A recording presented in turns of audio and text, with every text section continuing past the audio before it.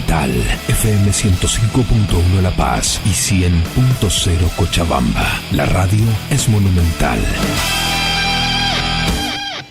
Conectados con el pulso de La Paz y Cochabamba. La Ventana. Información, criterio y buena música. De lunes a viernes a las 16 horas.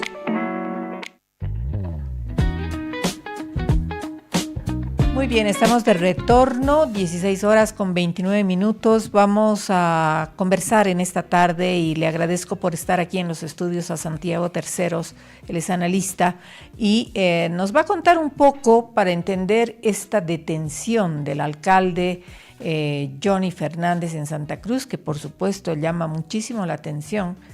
Nunca se había visto un alcalde que lo detengan en ejercicio, aunque han habido varios alcaldes. A José María, perdón, me meto, Lorena, ¿cómo estás? ¿Cómo estás, Santiago? A José María Leyes no lo...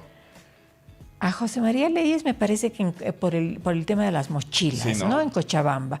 Aquí también Lupe Andrade en La Paz tuvo problemas, pero estoy hablando de hace mucho, mucho tiempo atrás, y me parece que el alcalde Patana, también en el Alto, sufrió alguna detención, por lo menos una intención.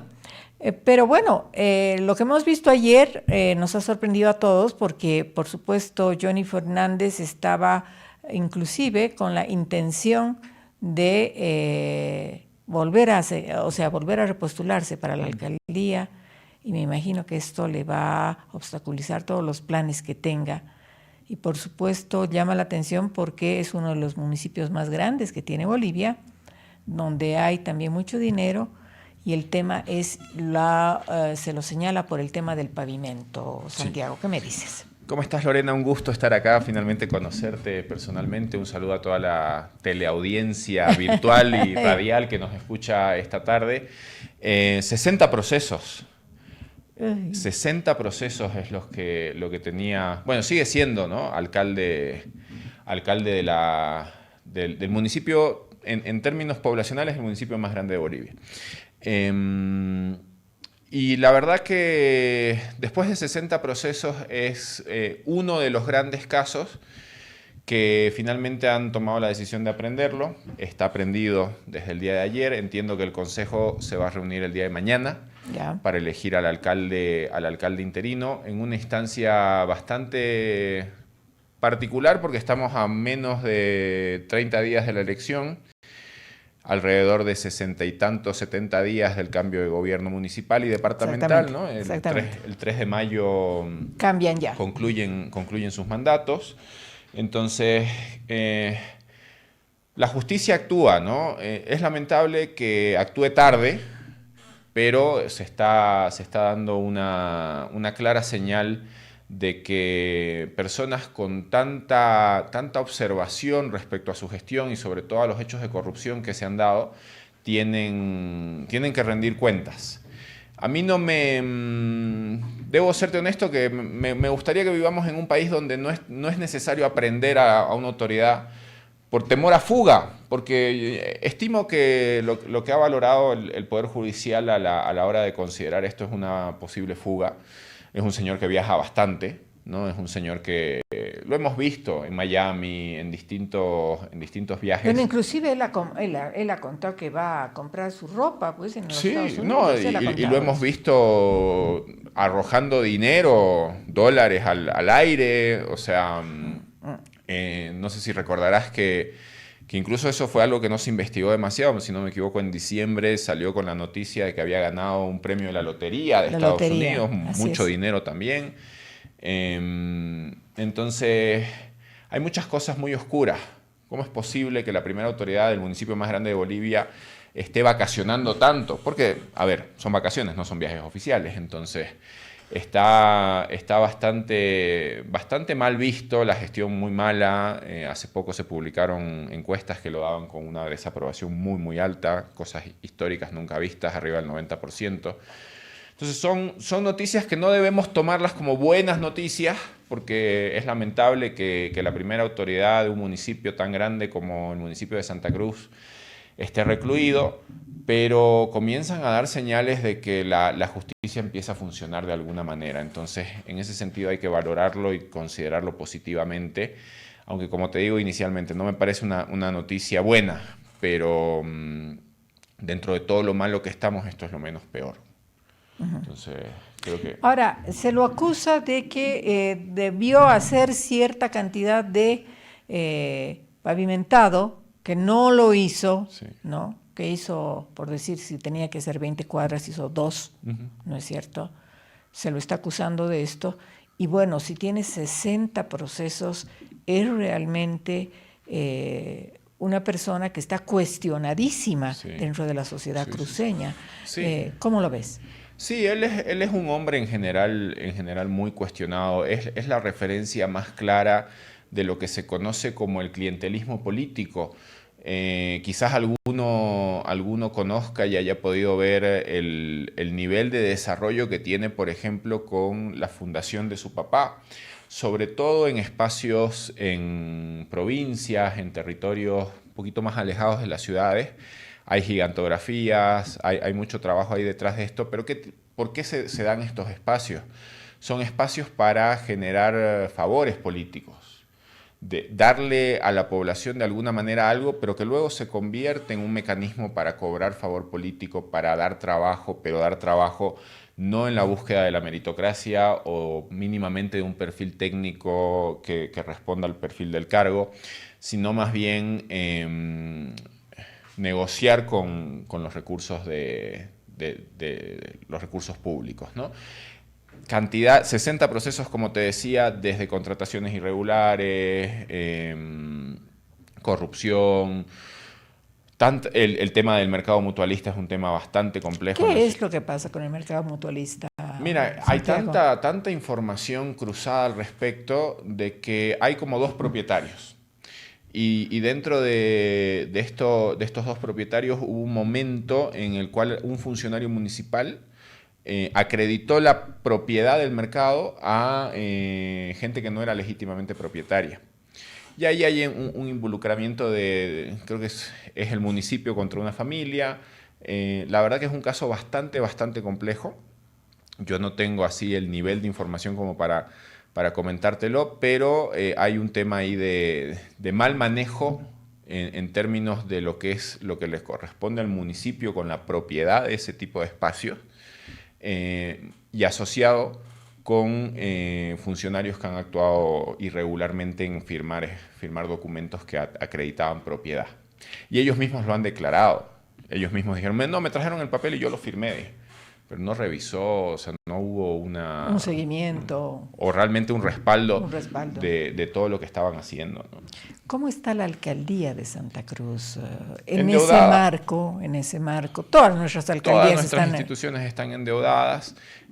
A ver, yo en Santa Cruz, el que esté en Santa Cruz, el que haya ido a Santa Cruz, hay mucha dejadez. Basura es un problema. Han habido muchas situaciones en las cuales han habido paros, han habido momentos en los cuales no ha habido recojo de basura. Eso sabemos que en los municipios urbanos, las metrópolis, en Cochabamba, de acá de La Paz no he escuchado, pero en Santa Cruz y en Cochabamba hemos escuchado situaciones con la basura. Descuido, y hay que entenderlo en el contexto del clima de Santa Cruz, mucho descuido de áreas verdes. ¿Qué pasa cuando uno descuida un área verde en Santa Cruz? Crece la maleza, y no es solamente que está feo y es peligroso en términos de seguridad urbana, que te pueden asaltar, que alguien se puede esconder, que alguien puede entrar y hacer cualquier cosa, sino también en temas de salud pública, porque son caldos de cultivo para los mosquitos, y los mosquitos nos traen estas enfermedades, dengue, chikungunya, que realmente hay mucho descuido en ese sentido. Demasiado retardo en poder darle al funcionario público su remuneración, su sueldo. Eso es típico en la función pública. El vicepresidente Lara se quejó en su momento de que su sueldo de enero tardaron en pagárselo. Bueno, que vaya y le pregunte al vicepresidente si les están pagando a los funcionarios de los municipios o cuándo les pagaron su sueldo de enero a los funcionarios del municipio de Santa Cruz y de la misma gobernación. Entonces ahí hay varios temas que demuestran, y el candidato que hoy está punteando en los sondeos se ha hecho muy viral por denunciar estas cosas, ¿no? El tema de la venta de espacios de trabajo, la venta de trámites, y realmente... O sea, todo es negocio. Todo es negocio. Todo es negocio. Absolutamente todo. Ahora, es negocio. Santiago, este concejal, que es Mamen Saavedra, ahora candidato, es el que ha promovido esta denuncia contra el alcalde Fernández. Correcto. ¿Cómo fue? Bueno, no tengo precisamente todos los detalles de la denuncia en sí. En realidad, Mamen se ha dedicado a procesar y a generar muchas denuncias de corrupción dentro del gobierno municipal, ¿no? Entonces, este es uno de, probablemente le habrá iniciado entre unos 10 o 15 procesos él, como concejal, ¿no? Okay. Y los otros tantos son de los otros concejales. Hay historias de... Él tiene dentro de la composición del municipio, dentro del Consejo Municipal, 4 concejales son del partido de Johnny Fernández, de UCS, 4 de Comunidad Autonómica, el partido que postuló a Gary Áñez. Uno es Mamen Saavedra, que fue con Demócratas en su momento. Bueno, ya no lo es porque él renunció para ser candidato. ¿Con qué alianza va Mamen Saavedra? Él hizo su propia agrupación. Él tiene una historia política de que ha estado cerca del partido Demócratas durante gran parte de su carrera, recientemente, pero el año pasado, con una visión clara de que iba a competir, creó su propia agrupación, se llama VOZ. Ya. Verdad, Orden y Seguridad, creo que es la sigla, pero bueno, el acrónimo es VOZ. Y él es el 9º concejal, 4 y 4, te decía, UCS y Comunidad Autonómica.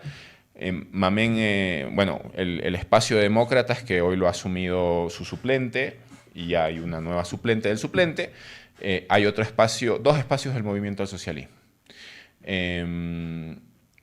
Gran parte de su equipo lo denunció. Silvana Mucárcel, por ejemplo, fue presidenta del consejo, gran parte de la gestión de Johnny Fernández, y ha hecho denuncias muy fuertes de que le dio, por ejemplo, $300.000 para la campaña. Ella misma lo ha señalado. Otra persona que es cercana o fue cercana en su momento a la campaña del 2021, Israel Alcócer también fue presidente del consejo, también se ha distanciado de él. Entonces realmente demuestra de que el nivel de negocio, de negociado que han generado y el hambre con el cual han actuado ha hecho que ni siquiera su propia gente se quede cerca, ¿no? Llegó con un equipo de gente. Los únicos que siguen cerca de él es su propia familia, que su hijo, si no me equivoco, es concejal también, y nada más. ¿No estaba cercano a él Roberto? No, Roberto no. Roberto son hermanos, pero hasta lo último que yo he sabido, Roberto hoy es candidato a concejal con una sigla que está sin candidato a alcalde. Okay. Estaba de candidato a alcalde ahí el ex rector Vicente Cuellar, pero él renunció. Pero la sigla sigue en competencia. Estaba el rumor de que podría ir de candidato el alcalde actual Johnny Fernández, pero su mismo hermano desmintió de que no iría con él. Entonces, bueno, son hermanos, pero no tienen un vínculo político en este momento. Bien. Ahora, Santiago, vemos todo. ¿Cómo estás viendo las subnacionales? Es importante tu visión también, porque vemos que lo del municipio del Alto es una barbaridad, es decir, no hay ningún candidato que siquiera llegue al 10% en intención de voto, o sea, hay 0,2, hay 2, hay 4, bueno, algún otro candidato que llegará máximo al 6, sí. ¿No es cierto? 6 o 7. ¿Qué está sucediendo? ¿Por qué el tema de las subnacionales nos va a traer dolores de cabeza? Este 22 de marzo tenemos que ir a votar a las urnas. Tenemos tanto candidatos, estás viendo para la alcaldía de La Paz, estás viendo para la alcaldía de Santa Cruz, la alcaldía de Cochabamba, es sí. Impresionante. Sí, es parte de un ciclo histórico, Lorena. Lamentablemente el periodo que hemos vivido en los últimos años, y esto está estudiado en la ciencia política, cuando se genera un proceso hegemónico tan grande como el que se generó en nuestro país, digámoslo así, del 2005 al 2014, que fue el crecimiento más alto del movimiento al socialismo como fuerza política, cuando se genera un ciclo de tanta hegemonía, la fractura de ese ciclo implica una alta fragmentación. Se rompe en 1000 pedazos, digámoslo así. Entonces, a mí no me sorprende, me asusta, pero no me sorprende de que hoy tengamos... Hay alguien que decía la guerra civil del MAS. Tiene algo de eso, pero yo creo que también la misma destrucción del movimiento al socialismo es como que también rompió al movimiento al socialismo en 1000 pedazos. Entonces, no es solamente de que, como no se generaron los espacios para construir nuevas fuerzas políticas, y además la construcción de hegemonía del movimiento al socialismo generó un marco de leyes que hacen prácticamente imposible que cualquier persona con intenciones de acceder a un cargo público lo pueda hacer. Fundar una agrupación ciudadana, como hizo en el caso de Santa Cruz el ex concejal Saavedra, cuesta bastante dinero. Y es solamente para ir a competir en el espacio municipal. Cuando se piensa en crear... ¿Y de dónde generan todo ese dinero? Es decir, ¿cómo le hacen para... si voy a ser candidato, obviamente necesito platita. Sí. ¿Cómo hago para generar esos recursos? ¿O voy a pedirles a los amigos, o saco mi sombrero? ¿Qué hago? Ellos te van a decir lo que se ha dicho siempre, ¿no? Lo dijo Carlos Mesa en su momento cuando fue candidato. Kermeses, decía él, ¿no? Obviamente, en estos procesos no hay un marco normativo que esté claro respecto a los financiamientos de las campañas. Se habla de amistades, se habla de benefactores, se habla de distintas cosas, pero eso no está clarificado en la norma. Entonces, se habla de que formar un partido político cuesta alrededor de $500.000, fundarlo. Y eso implica conseguir los libros, hacer que la gente firme, hacer todo el proceso. Entonces, realmente...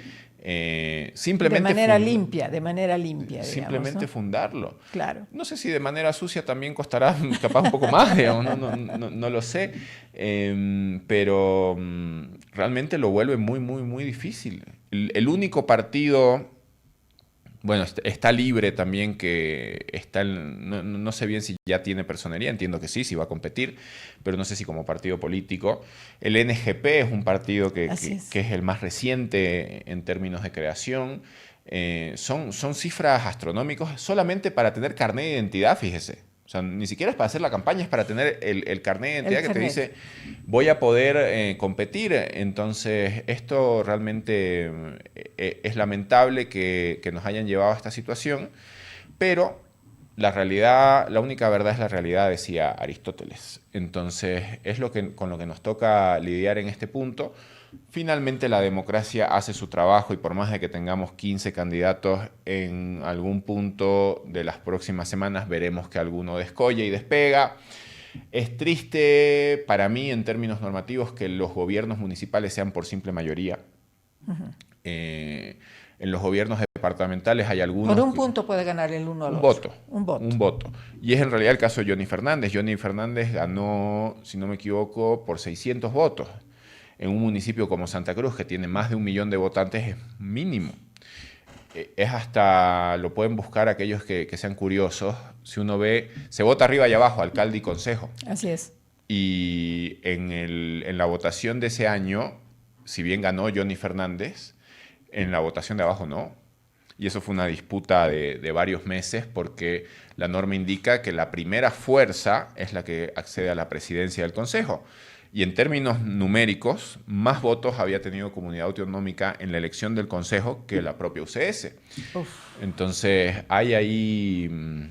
Hay problemas y la norma debería generar, es decir, la normativa de organizaciones políticas debería generar estas circunstancias, normativa para estas circunstancias en lo que ha pasado por Santa Cruz. Y en realidad es parte de cómo hemos desarrollado la norma, porque antes no era así, antes en realidad el consejo elegía al alcalde.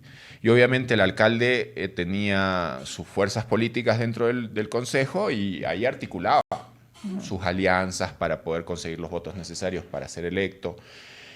Si bien la democracia directa, digámoslo así, entre comillas, es más saludable, también genera estas cosas, ¿no?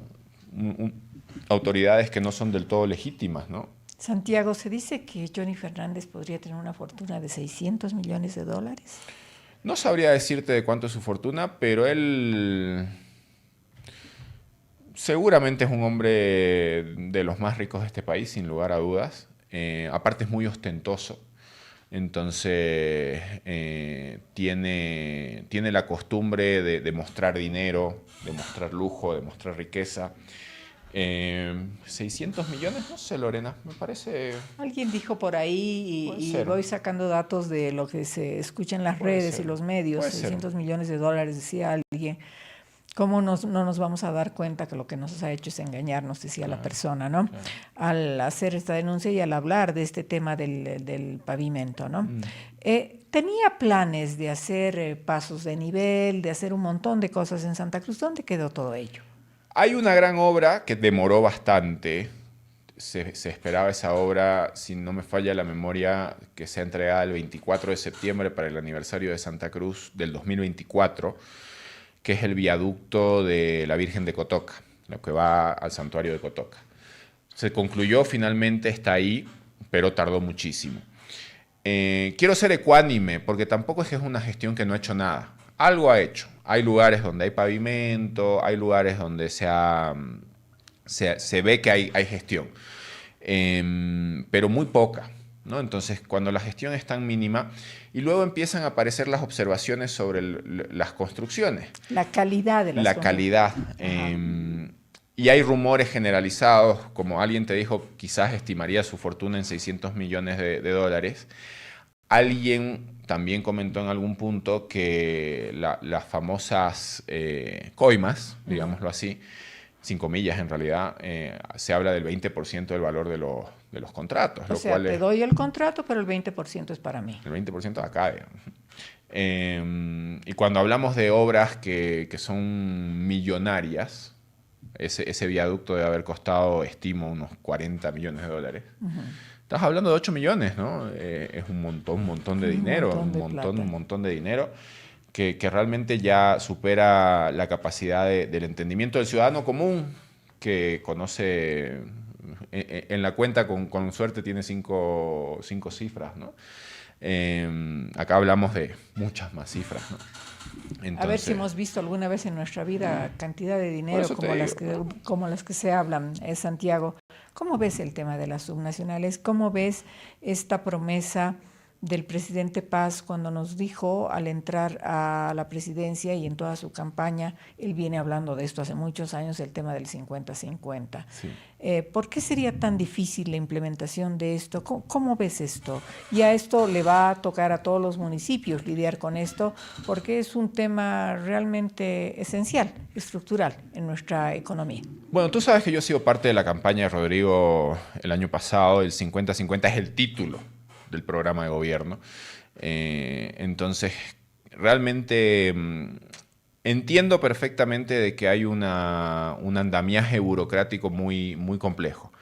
Pero esto, idealmente, con una ley que debería poder articularse, además, dentro del nuevo Congreso de una manera no fácil, pero rápida, con trabajo, que realmente senadores y diputados se pongan a trabajar en cómo generar las leyes que permitan generar las transferencias de competencias y de recursos, no los exclusivos, porque obviamente los exclusivos son exclusivos del gobierno central, pero hay mucho de competencias compartidas que podrían tranquilamente transferirse. El tema fundamental... Estamos hablando de salud y educación. Salud y educación, que fácilmente ahí tienes el 60% del gasto, 60-50% del gasto, ¿no? Entonces, yo creo que realmente se hace demasiado show mediático por declaraciones equivocadas, además, que la viceministra ya ha pedido disculpas, pero creo yo que hay demasiada interés y hay un movimiento autonómico muy grande en nuestro país. Están pidiendo la cabeza de la viceministra, ¿no? Esta semana no lo he escuchado, pero hasta la semana anterior sí. Sí, estaban pidiendo justamente por las declaraciones que tuvo. Correcto. Y ellos lo ven inclusive como una no como un error, sino como un lapsus, que es distinto, ¿no? Un error es cuando yo me equivoco. Un lapsus es cuando lo creo, no lo quiero decir, pero lo digo, ¿no? Exactamente. Entonces, poniéndole un adecuado balance, también hemos vivido en un país donde se ha visto que los recursos no se han usado bien, ¿no? Lo vemos en el caso inclusive de lo que estábamos conversando de Johnny Fernández, ¿no? Entonces, genera aprensión. A mí me generaría también aprensión si estuviera en esa capacidad de decisión de decir, tengo que hacer un cambio de cómo redistribuyo los recursos, pero mira a la gente a la que le tengo que entregar el recurso. Pero creo yo que ahí deben las autoridades pensar en el bien mayor, y el bien mayor es una reestructuración normativa. Más allá de que no nos gusten las autoridades que hemos tenido, y el presidente fue claro en eso, de que su plan estaba para unas nuevas autoridades, para un nuevo presupuesto, para que realmente desde mayo podamos implementarlo. Ojalá por los plazos del Estado podamos pensar de que el 50-50 esté vigente desde el presupuesto 2027.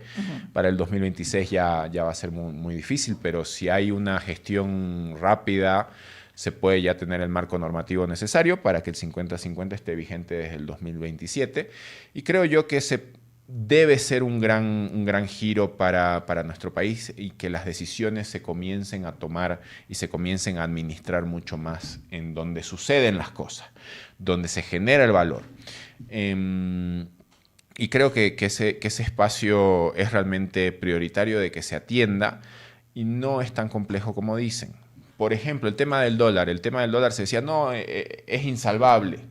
No hay manera de hacer esto. Y con una buena gestión, con una buena administración de las expectativas de la población, hoy estamos tranquilos con el tema del dólar. Con el tema del dólar. Entonces, creo yo de que es una cuestión bastante de actitud frente al problema, y combinar esa actitud con la aptitud que tiene que tener el funcionario público de ser, obviamente, responsable con su marco normativo, pero rápido. Que esa ha sido siempre la gran falencia de la burocracia estatal, ¿no? Santiago, el 50-50, tú dices una ley, voluntades también que tienen que auspiciar toda esta posibilidad que se diera con esta redistribución distinta, porque ahora la distribución es, bueno, ya la conocemos como es totalmente inequitativa, digamos, ¿no? Esta política va, me imagino, que profundizar el tema autonómico. Automáticamente, cuando se diga 50 para ti, 50 para mí, va a tener que reorganizarse todo eso. No es de un día para el otro, es un proceso que vamos a vivir todos los bolivianos, pero cuando estás mirando hacia un país que debe ser, o que en algún momento, lo dijeron las autoridades también, están mirando hacia un país federal, ¿qué piensas de esto? Mira, a mí cuando yo hablo de estas cosas me dicen que estoy un poquito loco, pero en todas las locuras que he dicho, he tenido suerte muchas veces de acertar. Nuestro país tiene que pasar por una reforma constitucional.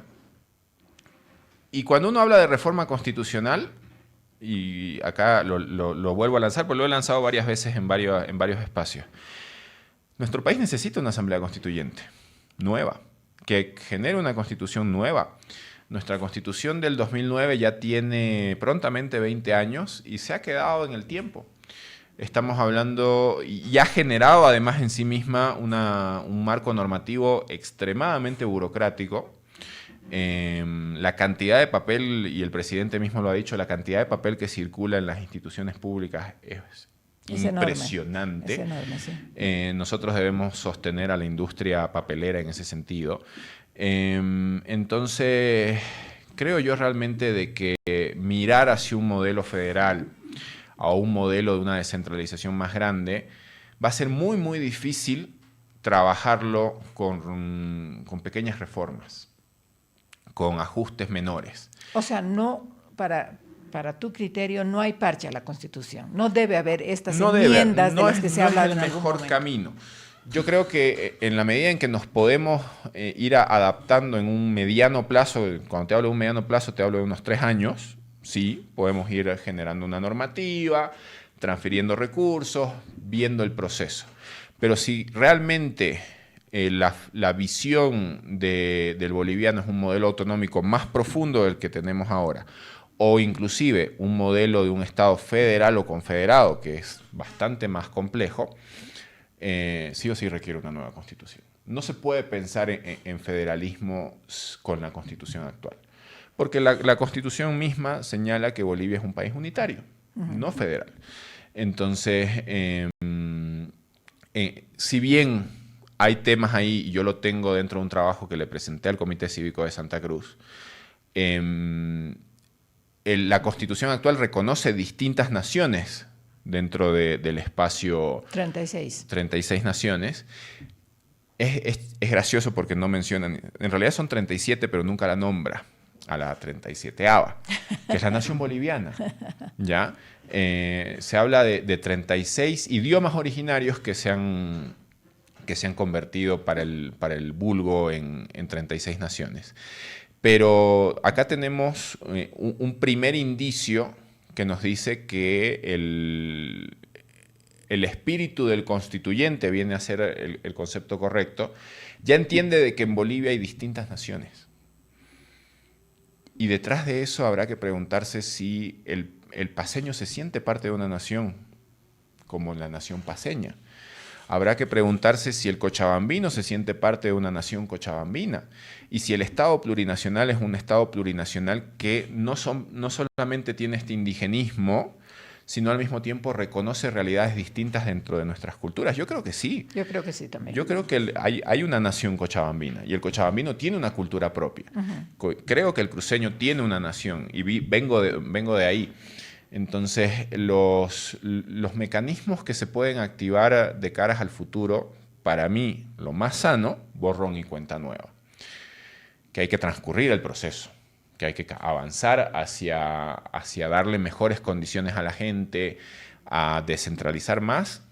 No quiere decir que yo te diga solo borrón y cuenta nueva y no hay otra alternativa. No, podemos transcurrir un camino, pero la única forma de generar un nuevo tiempo para mí es con un nuevo marco. Abrir otra vez la asamblea, abrir un proceso constituyente nuevamente para crear otra constitución política del Estado. Santiago, te quiero agradecer un montón. Gracias a ti, Lorena, siempre un gusto poder compartir contigo y hoy estar acá presencialmente. Claro que sí, y bienvenido, bienvenido a La Paz, bienvenido a nuestros estudios. Nosotros hemos cumplido nuestro tiempo, mañana vamos a estar 4 en punto con otra versión más de La Ventana. Un cariñoso abrazo, que tenga buen resto de jornada. Permiso.